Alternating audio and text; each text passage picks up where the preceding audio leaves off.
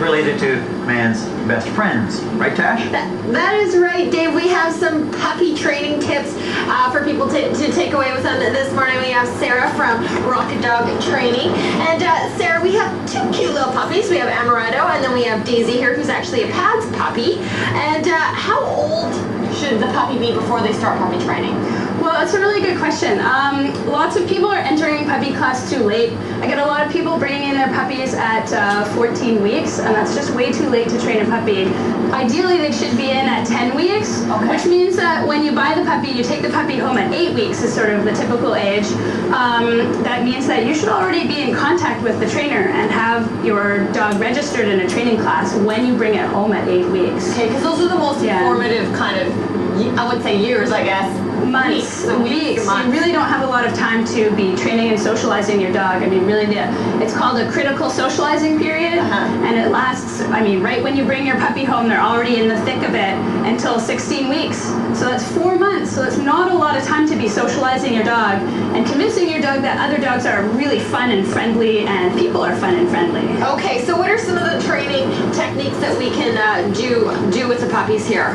Well, a lot of people come to my puppy classes and they're telling me that puppies are biting, jumping, chewing, doing all of these behaviors that humans find really irritating. And or they might think that the dogs are being dominant, is sort of a word that people throw around. But really, these are just regular puppy behaviors, and people need to teach puppies how to do, how to interact with humans. So we need to teach Daisy how to do that stuff too. Come on, Daisy.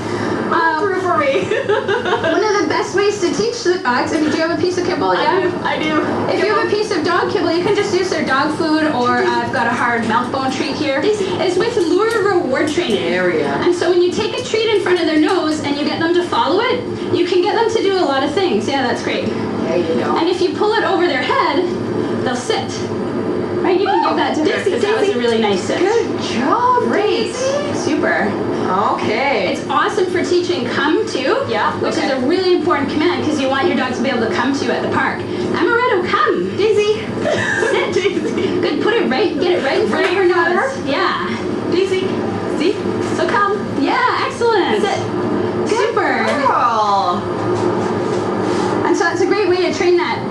Another thing that you want to train, that everyone wants to train, is how to get their dogs to stop doing things, right? Yeah. To let go of you, or stop biting, or stop chewing items.